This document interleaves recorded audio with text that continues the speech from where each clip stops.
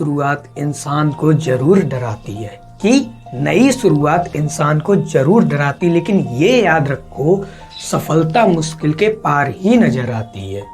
ये याद रखो कि सफलता मुश्किल के पार ही नजर आती है।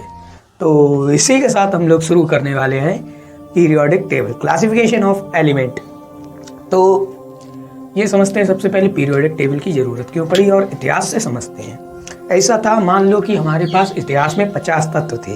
कितने? 50 एलिमेंट। तो हुआ ये, उनके एक एक उठा के गुणधर्म देखा जाता। जैसे हाइड्रोजन है, इसमें भाई एक इलेक्ट्रॉन निकाल के धनायन बनाने की प्रकृति होती है, या एक इलेक्ट्रॉन ग्रहण करके ऋणायन बनाने की प्रकृति होती। ऐसे करके हमारे पास 50 तत्व थे, तो एक एक पढ़ना बहुत ही मुश्किल पड़ता था, उन्हें याद रखना भी मुश्किल पड़ता था। तो उनके सोचा ग्रुप बना दी। ये बिल्कुल उसी प्रकार से है जैसे कि आपके स्कूल की क्लासेस में होता होगा कि ये ग्रुप है एक, ये भैया गुंडों का ग्रुप है, ये बढ़िया वाले बच्चों का ग्रुप है, गुड स्टूडेंट,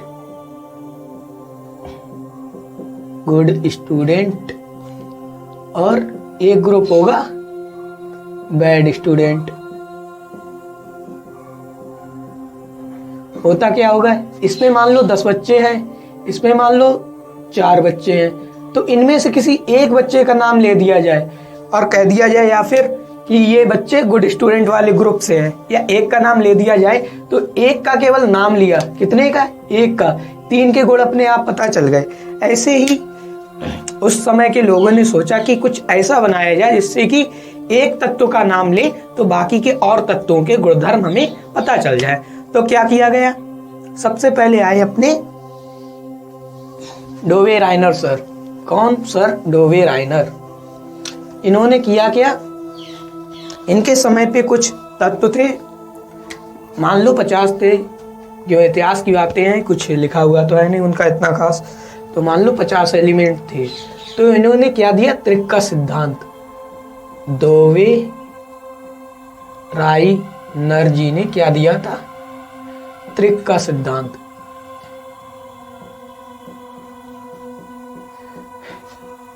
ये सिद्धांत था क्या, इन्होंने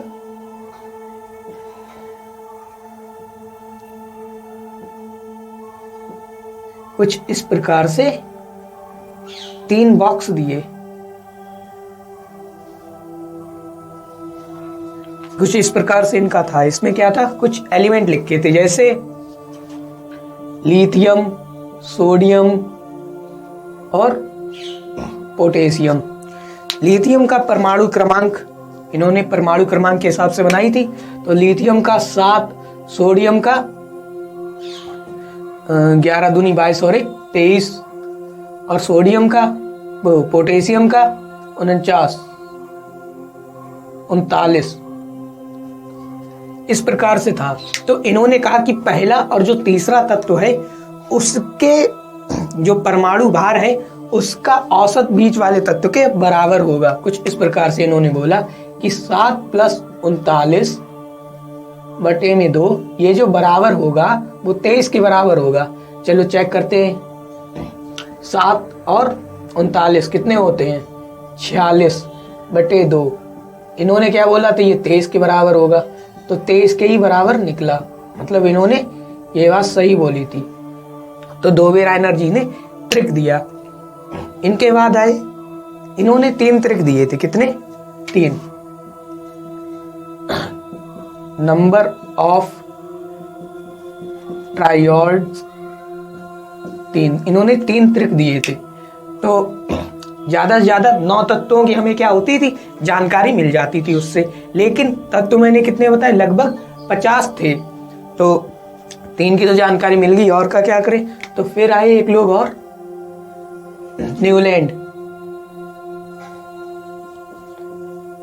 न्यूलैंड्स। इन्होंने क्या दिया, अष्टक का नियम दिया। अब क्या था अष्टक का नियम, तो इन्होंने बोला कि अपने सारे गामा जैसे होता है हिंदी में, वैसे ये किसी और देश के थे, तो इन्होंने अपनी भाषा में जो सुर वगैरह चलते थे उसमें बोला था। डो रे नी करके कुछ ऐसे ही होता है, उसमें बोला था, हम हिंदी में समझते हैं, जैसे सा रे गा मा पा दा नी, और फिर से सारे गामा चलता रहता है। तो सा इधर नहीं लिख के इधर ही इन्होंने लिख दिया। तो सारे गामा पादा नी, फिर सारे गामा पादा नी, इस प्रकार से था। तो इन्होंने बोला कुछ इस प्रकार से इन्होंने परमाणु भार के बढ़ते क्रम में इन्हें सजाया। किन्हें? तत्वों को कुछ इस प्रकार सजाया कि पहला तत्व 7वें तत्व से 8वें तत्व से समानता रखता था। पहला तत्व 8वें तत्व से समानता रखता था। इनके समय पे कुछ इस प्रकार से थे, इन्होंने दिए थे hydrogen, lithium, beryllium, boron, carbon, nitrogen, oxygen, fluorine, neon था नहीं, sodium, magnesium, aluminium, silicon, phosphorus, sulphur, chlorine, potassium, calcium, ऐसे ही थे बहुत से। आपको साइड में दिखा भी देंगे। कुछ इस प्रकार से इनकी टेबल थी। तो था क्या? पहला तत्व हाइड्रोजन है, 8वां तत्व है फ्लोरीन, इसके साथ समानता दिखा रहा है। सोडियम का 8वां तत्व है पोटेशियम। अब देखो सोडियम क्या करता है, पिछली वीडियो में जैसा कि आपने देख लिया कि एक इलेक्ट्रॉन त्याग कर सोडियम धनायन बना सकता है। सोडियम के पास कितने हैं? Na, सोडियम, परमाणु क्रमांक 11, संयोजकता 2,8,1। ये अपना एक इलेक्ट्रॉन निकाल के अपने पास 8 इलेक्ट्रॉन कर लेता है। तो इसका अंतिम कोष संतुष्ट हो जाता है। तो एक निकालकर ये बनाता है धनायन Na+। देखते हैं क्या अंतिम कोष में पोटेशियम के भी इतने ही इलेक्ट्रॉन है। एक अंतिम कोष में पोटेशियम का परमाणु क्रमांक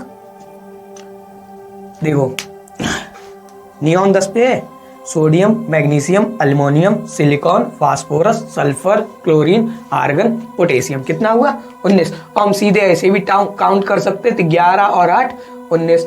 तो पोटेशियम का 19, तो 2,8,1। हाँ, इसके भी अंतिम कोष में एक इलेक्ट्रॉन है। इसी प्रकार से इन्होंने किया था, लेकिन इन्होंने अपनी ये खुद बनाई थी परमाणु भार के बढ़ते क्रम में गुणधर्म समान थे। तो इनकी कमियां क्या थी? तो सबसे पहली बात तो इनकी सबसे बड़ी दिक्कत ये थी, इन्होंने इसका नाम दे दिया अष्टक। क्योंकि इसके बाद में हुई, इन्होंने कल्पना की थी कि प्रकृति में केवल 56 एलिमेंट ही होंगे, इससे ज्यादा नहीं होंगे। उसके बाद कुछ जीरो गैसेस, नोबल गैसेस जिन्हें बोलते हैं, अक्रिय गैस, वो भी आई। तो उन्हें आने के बाद इन्होंने कहा चलो 56 नहीं होती, और भी ज्यादा होंगी, तो क्या करें, हम यहाँ पे एक और ग्रुप बना देंगे ऐसा जिनमें हम अक्रिय गैसें रख देंगे। लेकिन क्या हुआ, इन्होंने नाम दे दिया अष्टक। तो ये 8वां कहाँ बन रहा था? 9 से। जैसे इन्होंने हीलियम, नियॉन, ऐसी गैसेस तो रख दी, लेकिन फिर 8वां तत्व, पहले तत्व से 8वां तत्व समानता नहीं रख रहा था, पहले तत्व से 9वां तत्व समानता रख रहा था। और इनके नियम का ही नाम था अष्टक नियम। तो लोगों को ज्यादा अप्रासंगिक नहीं लगा, अप्रासंगिक लगा, लोगों को प्रासंगिक नहीं लगा, तो इसे नकार दिया। दूसरी बात, इन्होंने कल्पना की थी कि 56 तत्व हैं। तीसरी बात, आप जैसे कि देख रहे होंगे यहाँ सारणी में कुछ तत्व साथ में इन्होंने दे दिए हैं, ये भी दिक्कत थी। और ये जो था, ये कैल्शियम तक एकदम सही से लागू था, उसके बाद लागू नहीं था। ये इनकी कमियां थी। तो ये जो 2 आवर्त सारणी बनाने के लिए, तत्व को इकट्ठा रखने के लिए ग्रुप्स में जो प्रयास किए गए, उन्हें बोला गया कि आवर्त सारणी को, तत्वों को अव्यवस्थित से व्यवस्थित करने के प्रारंभिक प्रयास। ये दोनों किसमें आते हैं? प्रारंभिक तत्वों को एक साथ रखने के प्रारंभिक प्रयास।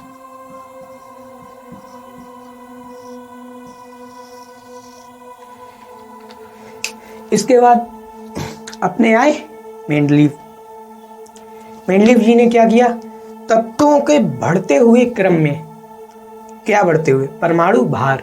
तत्वों के बढ़ते हुए परमाणु भार के क्रम में तत्वों को रखा और कुछ इस प्रकार से रखा कि उन्होंने पूरी टेबल ही बना डाली। तो देखते हैं उन्होंने बनाने के लिए किया क्या था। उन्होंने क्या किया, कुछ कार्ड लिए, जैसे अपने ताश के होते हैं पत्ते, उसी प्रकार से उन्होंने कुछ कार्ड बनाए जिन्हों पे एक एक तत्व का नाम लिख दिया और उन्हें एक बोर्ड पर चिपका दिया। तो चिपकाया तो समान गुणधर्म वाले उन्होंने एक जगह चिपकाए और समान वाले लाइन बाई लाइन समान। जैसे उन्होंने कुछ कार्ड लिए, एक कार्ड लिया, इस पे लिख दिया हाइड्रोजन, दूसरा कार्ड लिया, इस पे लिख दिया क्लोरीन, तीसरा कार्ड लिया, इस पे लिख दिया फ्लोरीन, चौथा कार्ड लिया, उस पे लिख दिया हीलियम, पांचवा कार्ड लिया, उस पे लिख दिया नियॉन, फिर लिख दिया एक कार्ड पर सोडियम, एक कार्ड पर मैग्नीशियम। ऐसे करके उन्होंने कुल 63 कार्ड तैयार किए थे। उनके टाइम पर इतने तत्व ही ज्ञात थे।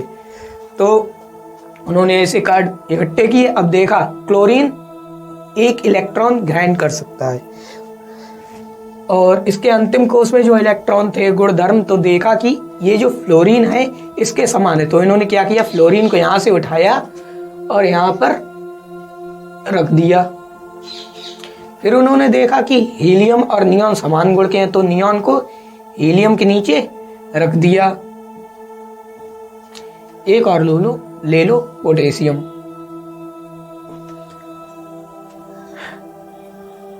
एल्यूमिनियम और ले लो। हाइड्रोजन के गुण दो जगह समान थे। एक तो ये, अब इसका पहले संरचना समझो, ये हो गया नाविक, ये हो गया इसके पास एक इलेक्ट्रॉन। हाइड्रोजन एक इलेक्ट्रॉन त्याग करके हाइड्रोजन आयन बनाता है, धनायन, या फिर एक इलेक्ट्रॉन करके ग्रहण करके हाइड्रोजन ऋण आयन बनाता है। ये एक अपवाद होता है अष्टक का, जो अपने परमाणु के अंतिम कोष का अष्टक पूरा करना का होता है। ये अपनी 2 इलेक्ट्रॉन अंतिम कोष में पूरे करने की कोशिश करता है। एक इलेक्ट्रॉन त्याग करके या तो अपने अंतिम कोष में 0 कर ले तो ये नोबेल गैस बन जाएगा, या फिर 2 कर ले तो ये संतुष्ट हो जाएगा इसका अंतिम कोष, क्योंकि पहले कोष में 2 इलेक्ट्रॉन भरे जा सकते हैं, दूसरे में 8, तीसरे में 18। तो इस प्रकार से तो ये 2 काम कर सकता। तो उन्होंने इन्हें कुछ ऐसे ही अलग रख दिया अपनी टेबल में, बिल्कुल ऐसे ऊपर, हाइड्रोजन ऐसे ऊपर रख दिया बिल्कुल। हीलियम, नियॉन, इन्हें कुछ ऐसा रखा था।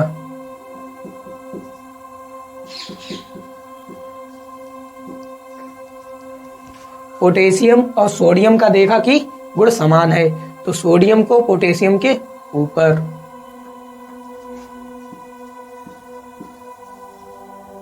मैग्नीशियम और अल्मोनियम,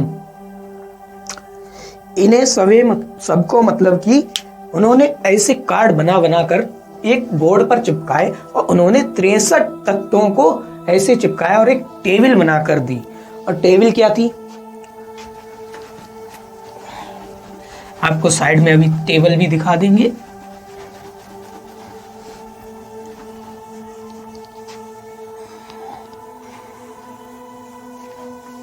अब टेबल में देखो,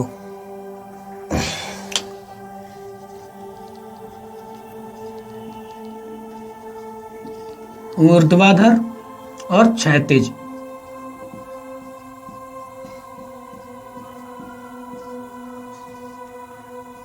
इन्होंने टेबल बनाई थी, कुछ ऐसी ही बनी होगी।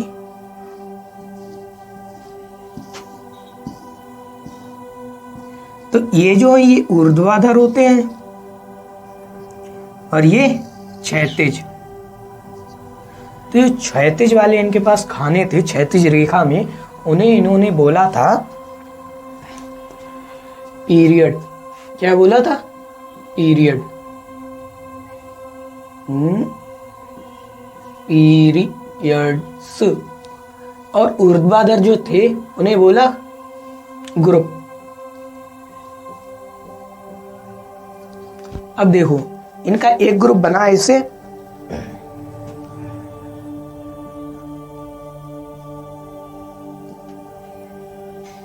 कुछ इस प्रकार से इनका ग्रुप बना। तो ये ग्रुप, अगर हम केवल लिथियम की बात कर लें या बोल दें ये वाले ग्रुप के जो एलिमेंट हैं उनके अंतिम कोष में एक इलेक्ट्रॉन होता है, तो इनके सबके बारे में पता चलेगा केवल एक बात बोलने से। इसीलिए ये ग्रुप भी बनाए गए थे, जैसे कि मैंने अभी अच्छे बच्चों वाला ग्रुप का उदाहरण दिया था। तो कुछ इस प्रकार से था ग्रुप और पीरियड। अब टेबल आपको साइड में दिख रही होगी, इसे साफ कर दें तब आपको टेबल दिखाएं अच्छे से दिखेगी। अब टेबल में देखो, पहले ये जो सबसे साइड में है इसे जीरो ग्रुप बोलते हैं और फिर ऐसे करके आगे बढ़ते जाते हैं। तो इनके में देखो पहले ग्रुप कितने हैं, तो आपकी काउंट आ रही होगी 1 2 3 4 5 6 7 8 9। हाँ सर, इनके में 9 ग्रुप है, ठीक है। पीरियड्स देखो इनके में कितने हैं, 1 2 3 4 5 6 7, ठीक। इनके में 7 पीरियड थे और 9 ग्रुप थे, लेकिन इनकी कुछ कमियां भी थी। पहले इनके सारे गुण जान लो, उसके बाद कमियां जानेंगे। तो देखो इनके गुण क्या थे। तो सबसे पहली बात, मेंडलीव जी ने उन तत्वों की कल्पना कर दी जो इतिहास में या उस समय तक रसायन विज्ञान में खोजे नहीं गए थे। उस समय तक रसायन विज्ञान में खोजे नहीं गए थे। तत्व कौन कौन से थे? जिन 3 एलिमेंट्स में आप ये राउंड देख रहे हैं, इनका नाम है एक बोरान, एक अल्युमिनियम और एक सिलिकॉन। अरे रुका रुका, जरा सब्र करा। एक्चुअल में ये मैं नहीं कह रहा, मेंडलीव जी ने कह के गए थे। एक बोरान, एक अल्युमिनियम और एक सिलिकॉन। एक्चुअल में है ऐसा कि ऊपर जो आपको तत्व दिख रहे हैं उन्हीं का नाम नीचे रख दिया था। ये 3 ये बताकर गए थे जो उस टाइम खोजे नहीं गए थे। एका, ये एक संस्कृत का शब्द है जिसका मतलब होता है पहले। तो इन्होंने कहा एका अल्युमिनियम, मतलब कि इससे पहले आया है अल्युमिनियम। एका बोरान, इससे पहले आया है बोरान। और एका सिलिकॉन, इससे पहले आया है सिलिकॉन। लेकिन बाद में आधुनिक नाम इन तत्वों को दिया गया स्कैंडियम, जर्मेनियम और गैलेलियम। तो बात आती है कि इनकी कमियां क्या थी। चलो ये तो गुण हो गए, तो हमने इन्हें रिजेक्ट क्यों किया। अब सोचो, इन्होंने आवर्त सारणी जो बनाई थी, आवर्त सारणी, अगर आपसे कोई पूछ दे कि आवर्त सारणी के पिता कौन है तो मेंडलीव कहना। अगर पूछे आधुनिक आवर्त सारणी के, तो जब आधुनिक आवर्त सारणी पढ़ेंगे तो आपको बताएंगे। आधुनिक आवर्त सारणी आपको अगली वीडियो में मिलेगी, क्योंकि उस आधुनिक सारणी को बहुत ही डिटेल में पढ़ना है, क्योंकि आजकल हम उसे ही यूज करते हैं। तो आवर्त सारणी के फादर कौन थे? मेंडलीव।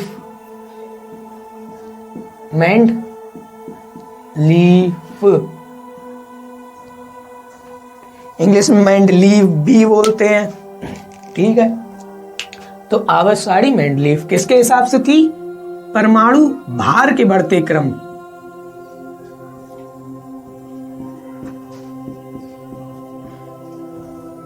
मेंडलीव की आवर्त सारणी परमाणु भार के बढ़ते क्रम पर आधारित थी।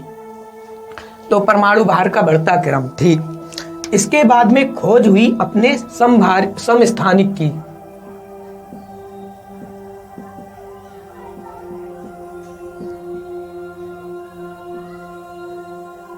समस्थानिक, ये समस्थानिक तो आज के नाम के हिसाब से हैं, उस टाइम इन्हें कुछ और बोला गया, लेकिन इनकी खोज हो चुकी थी। अब देखो, गौर करो, हाइड्रोजन के 3 समस्थानिक हैं। कितने? 3। प्रोटियम,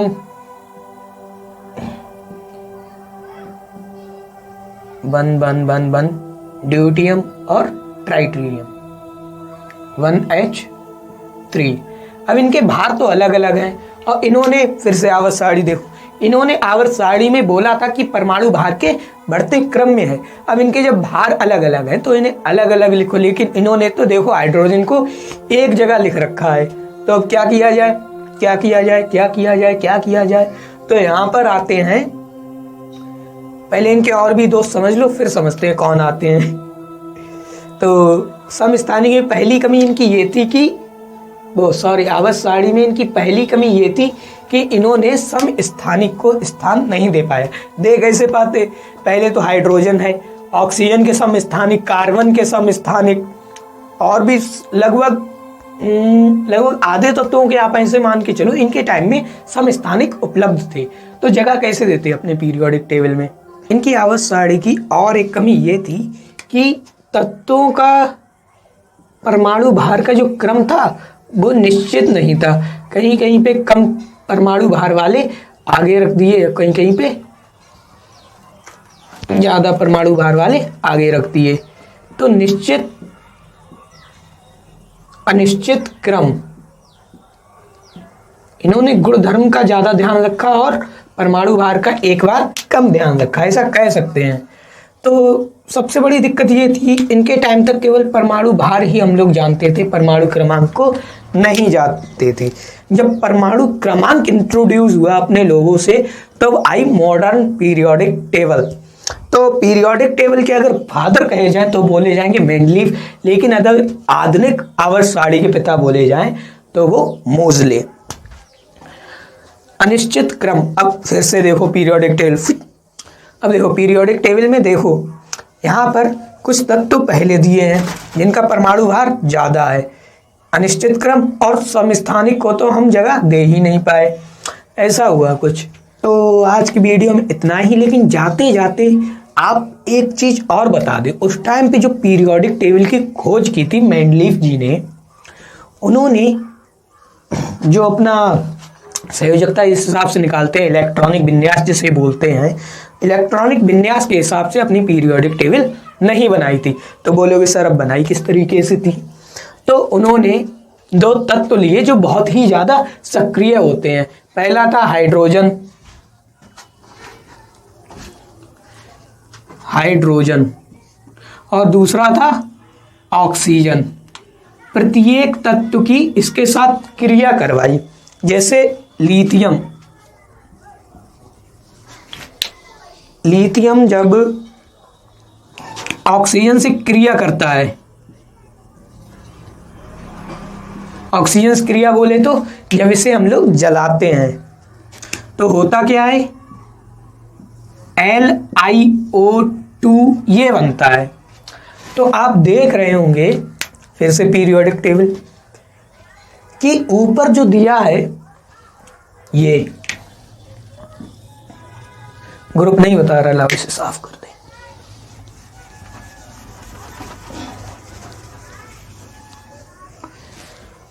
यहां पर देखिए आप, ये RO2 लिखा है। तो इसका मतलब क्या? R का मतलब है एलिमेंट और O2 का मतलब है कि ये ऑक्सीजन के साथ दो ऑक्सीजन इसमें आ जाएंगे एक बार में। तो ऐसा ही था कुछ। तो इसी प्रकार से हाइड्रोजन भी लिखा है, देखो RH ये था। कुछ इस प्रकार से उन्होंने और दिए। अंतिम वाले में देखो कुछ और लिखा हुआ है। तो इस प्रकार से उन्होंने हमें पीरियोडिक टेबल दी। अब जैसे देखो R2O7 भी लिखा हुआ होगा। तो R2O7 में क्या होगा, जैसे अपना फ्लोरीन है, देखो इधर लिखें फ्लोरीन प्लस O2। अब ये क्या बनाएगा, R2 मतलब फ्लोरीन दो बार,